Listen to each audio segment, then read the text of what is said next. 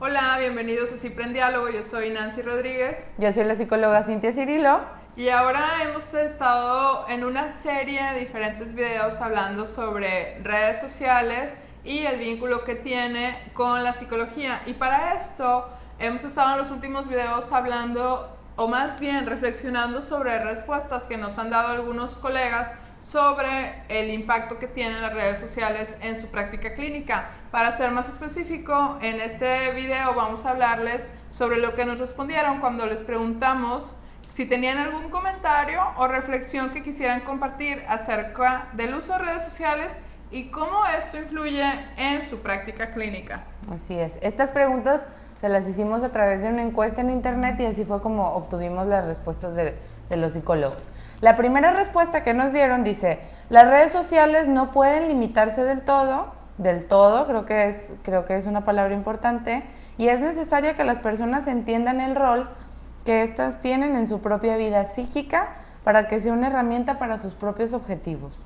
Fíjate, es bien interesante porque, como hemos venido diciendo en otros videos, no se trata de decir que estamos en contra de las redes sociales, más bien estamos viendo como también lo positivo que pueden tener las redes sociales, y por eso yo creo este colega nos dice, no pueden limitarse del todo, hay que ver qué rol tiene la propia vida psíquica. Resulta, como ciertamente lo decíamos en el video anterior, que el paciente llega a terapia y las redes sociales, no siempre, pero llegan a tener realmente un porcentaje medianamente alto de lo que está pasando en su vida o cómo lo están conectando con otras cosas, cómo se están vinculando con otras personas. Y bueno, sobre todo, a lo mejor a mí me pasa sobre todo más con adolescentes o adolescentes que van entrando a la adultez, que todavía pega mucho el identificarnos, como tú lo decías en un video anterior, el sentirnos que pertenecemos a un grupo, y esto habla muchísimo, o más bien se refleja muchísimo en las redes sociales. Y definitivamente la manera en la que nos relacionamos con nuestro celular, con nuestras redes sociales, que se ve en el consultorio definitivamente, claro, pues nos habla de cómo nos vinculamos afuera. Creo que esto que decía esta persona no se puede limitar del todo. Es algo muy importante porque el todo y el nada son muy peligrosos, ¿no? Tanto el extremo positivo completamente como el negativo vemos que tienen exactamente el mismo efecto. Y sobre todo aquí habla, digo, como que hace recalca la importancia de realmente identificar en nuestra vida psíquica, no en la vida de todos los demás, ni del vecino, ni del primo, ni del hijo, cómo es lo más difícil, sí, ¿no? Lo que tenemos más cerquita.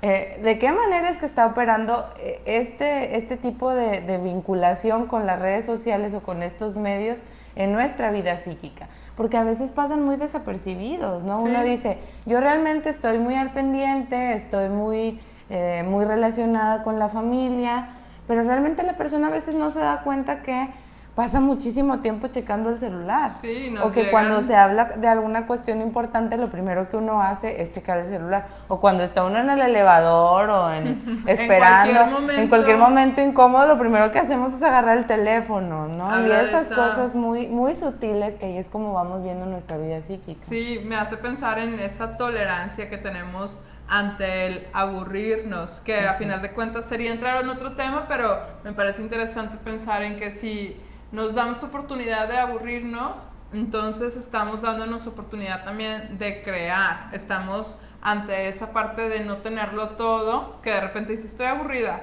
Pues sí, es porque no lo tienes todo, pero entonces hay esa posibilidad de maquinar, de empezar a darle al hámster nuestra cabecita y ver qué podemos hacer, qué paso sigue. También tenemos otras respuestas. Por ejemplo, otro colega nos dice, las redes sociales son para el paciente y para cualquier persona un lugar donde pueden proyectar todo lo que viven diariamente, compartir sentimientos, los logros, tristezas, etc. Y nos dice el colega, el problema es que a nadie se nos ha enseñado cómo darle un uso correcto a esas redes. Y nos dice, la pregunta sería, ¿quién define ese uso correcto? Otra pregunta, ¿dónde quedó esa privacidad que posee cada persona y bueno, así infinidad de preguntas que puede haber. A mí me suena esa pregunta como, ¿y quién nos enseñó a ser padres? ¿Quién nos Claro. enseñó a ser psicólogos? ¿Quién nos enseñó a...? Bueno, a psicólogos ahí más o menos la escuela, ¿verdad? Pero a final de Pues cuentas sí, pero la práctica. es lo que le enseña a uno.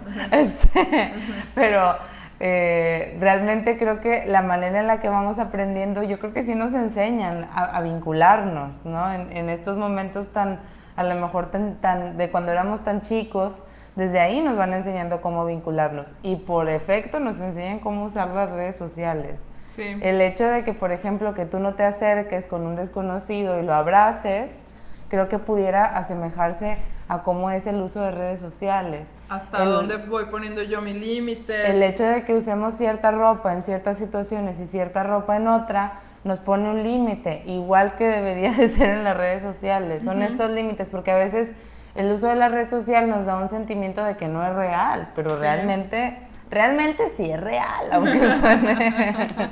Por más que, como lo decíamos en otro video, las características sean esta inmediatez y esta idealización, a final de cuentas lo que se está poniendo en las redes sociales, digamos, en todas las que hay, en Twitter, en Facebook, en Snapchat, en las que haya, tiene que ver con lo que uno tiene y le está sucediendo. Entonces, como dices tú, Cintia, es real. También hay que ver hasta dónde esa realidad que nos estamos imaginando, estamos teniendo la expectativa, es algo útil y funcional en nuestra vida o si nos está encaminando a realmente tener un desbalance más fuerte emocionalmente. Y para entender nuestro uso de redes sociales también nos sirve entender cómo son los vínculos fuera. Claro. Otra de las respuestas que nos daban los colegas nos dice, yo veo a adolescentes y frecuentemente tienen conflictos con el acoso cibernético y el acceso a la información rápida y poco confiable les llega a generar mucha ansiedad. A mí me parece que, creo que como decíamos en el video anterior, a los padres y a los mismos adolescentes les genera mucha ansiedad sobre cuál es el uso indicado, sí, hasta dónde debemos de dejar las cuestiones en privado y hasta dónde es en lo público, ¿no? Pero finalmente creo que algo que es bien importante y que creo que como lo que podemos ir ayudando a nuestros adolescentes a que no existe tanta ansiedad de estar en el ciberespacio expuestos, sí, ¿no? Es precisamente irles dando estas herramientas de fortalecimiento y de autoprotección fuera y dentro de las redes sociales. Claro que es importante explicarles a los adolescentes y a los niños, sobre todo niños cada vez más chicos, pues que no se exhiban cuestiones tan personales, que no se exhiban cuestiones características de su cuarto, por ejemplo, que eviten mostrar en qué lugares en donde están. O sea, estas cuestiones de seguridad que creo que son importantes y son generales y no van tanto por lo psicológico, sino por lo lógico, ¿no? Como tener estas herramientas de precaución.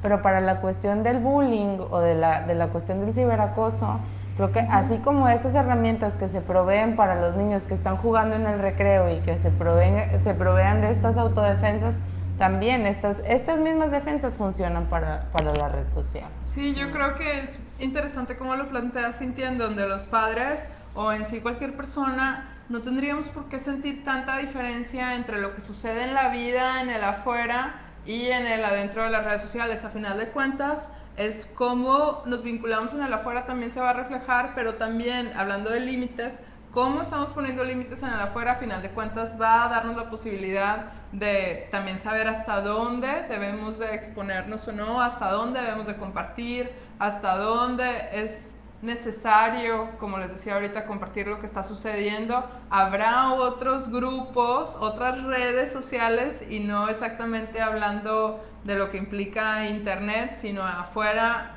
en donde es bien importante seguirnos vinculando con la familia, con los amigos cercanos, con otras figuras de autoridad que nos ayudan, ¿verdad? Y claro, y creo que definitivamente esto se pudiera escuchar a que la red social y no estar en una red social es lo mismo, y no, porque realmente la red social tiene, como hablaban tú y Cristina en el otro video, pues la red social tiene la característica de ser una red que permite que la información se expanda a la quién sabe cuál potencia. Demasiado, ¿no?, rápida. Y entonces eso requiere que el adolescente, el niño y el adulto tenga muy claros estos límites reales que necesita poner y estructurar para su propia defensa de las redes sociales, ¿no? Y bueno, su propia defensa de este espacio. Claro. Como última respuesta, nos dicen, las redes sociales no pueden limitarse del todo y es necesario que las personas entiendan el rol que éstas tienen en su propia vida psíquica para que sea una herramienta para sus propios objetivos. Otra vez, me agrada esta última respuesta como para cerrar estas reflexiones sobre lo que sucede en los pacientes y que ven nuestros colegas, a quien también les agradecemos mucho. Y bueno, estamos en Cipre en Diálogo. No se les olvide suscribirse al canal de YouTube, darle el thumb up, el like, el me gusta y seguirnos también a través de nuestras otras redes sociales como son el Facebook, que es Cipre Psicología Preventiva, o también nuestra página en internet que es www.psicologiapreventiva.com.mx. Seguimos en Cipre en Diálogo.